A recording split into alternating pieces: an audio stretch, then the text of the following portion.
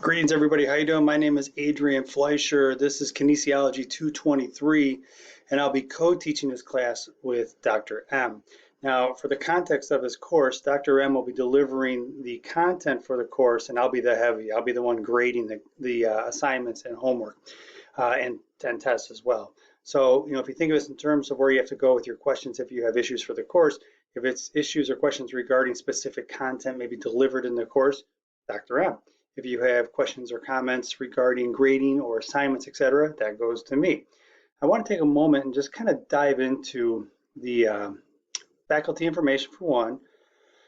Real easy to find either one of us. Probably the best way is email. I know for me, for sure, it's 100% email. I do have a phone number on campus. That's 925-FIT1, kind of a cool number, but I don't have an office. I'm an adjunct instructor, so I don't have a desk. I don't have a phone sitting on it, so I rarely check that for voicemail. But email goes right to me, right to my phone. I can usually get back to you in a pretty short amount of time, unless it's the weekend. It might be 24 hours, but that is the best way.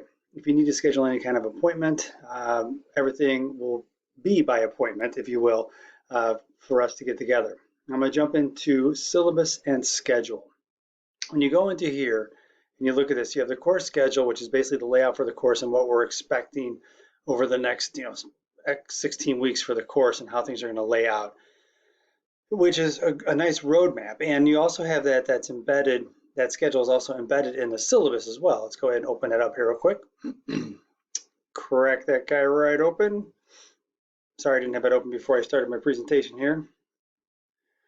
The syllabus itself, when you look at it, it has a multi-function purpose to it. And I always go over this with my students in all my classes, because the syllabi itself, it's designed to provide information, things like what the course is, what the expectations are, who's teaching the dang thing, who's also grading the assignments. And then you get further on down here, this is more about the course itself.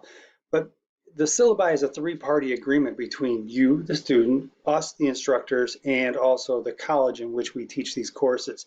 And it basically outlines, if you do these things, A, B, C, and you meet certain requirements, you'll earn a grade. And it's just pretty much that straightforward. You're looking for us to provide a service, and you, in essence, are the customers. But also, this syllabi provides a strategy document. If you look at this, you have 380 points total for the course. And if you look at that and you go, okay, my final presentation is 100 out of those 380, or the participation in homework is 80 points out of the 380, you have 15 to 20% of your grade hinges upon just the participation in homework. And then you look at it a little bit further, it's more than 25% hinge on the final presentation. So now as a student, you can strategize where your energy should go as you're planning out your course. Now, granted, you go through the trough of sorrow in the middle of February, going into March and the spring break, where you're kind of lost and trying to figure out what's going on. Reach out to us. Either one of us. We'll be happy to guide you along that process, because many times stuff gets lost in the process when you're in the middle of a semester. The other thing this also outlines is just some basics regarding grading, how you're going to be graded, what the rubrics might be for grading, and then how you would end up receiving feedback from us and different policies regarding that. But if you scroll a little bit further down, I'm going to go ahead to the bottom of this document down here. You have a number of different informational pieces that provide insight regarding the college's stance on your conduct as a student, if you should have any kind of issues, what your rights are regarding email notifications, and also email privacy. And if we take that even a little bit further down and we go to student support resources, you're in this environment, in the college environment, where you have a number of resources that are available to you. And I often lay this disclaimer out to my students in my classes. You'll never, ever, probably never be in an environment such as this again, where you have so many resources available to you, whether it's to help you with your studies, help you with issues you might have with family, friends, or home. Perhaps if you're in a situation where food is scarce, or you have issues with jackets in cold weather, we have these Hawks Care resources, and we also have these things in place to protect our students, to provide the most optimal learning environment available.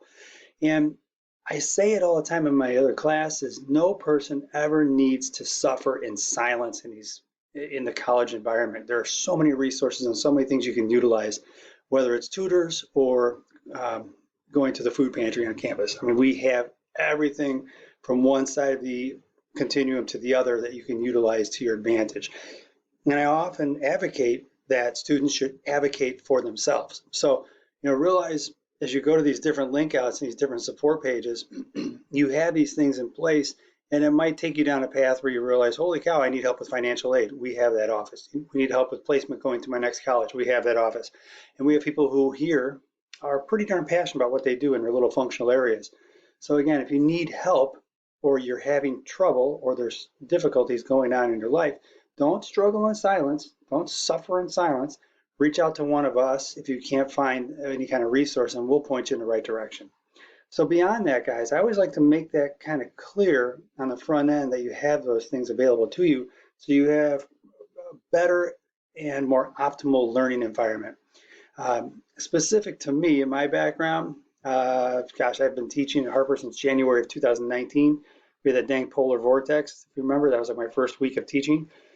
And then beyond that, many years ago, I was a student at Harper College. I was actually a student athlete. I played football, and I was in the kinesiology department at the time, physical education, at Harper College, and went off to UW Whitewater, did my undergrad there, graduate school at Austin Peay State University, and also some more grad school at Lake Forest Graduate School of Management. So where I'm going with this is if you look at somebody like Dr. M or myself, we started very much in the same position that you guys are in, started off in the same classrooms, very similar, started off working on our undergrad. In my case, I started working on my undergrad in or at Harper and then transferred to a four-year school. So, there's a process that you're in right now that is a much bigger picture. And sometimes you have to have touchstones or conversations with individuals like us to kind of help you in that process and navigate what would be unclear and uncertain waters going forward, but we can definitely point you in that direction as well. So long story short, guys, I hope you have yourselves a great semester. I hope you have a great semester in this class and other classes as well. If you ever have questions, comments, or concerns, please feel free to reach out to either one of us via our email address. Thank you so much, and I look forward to getting to know each of you through your homework.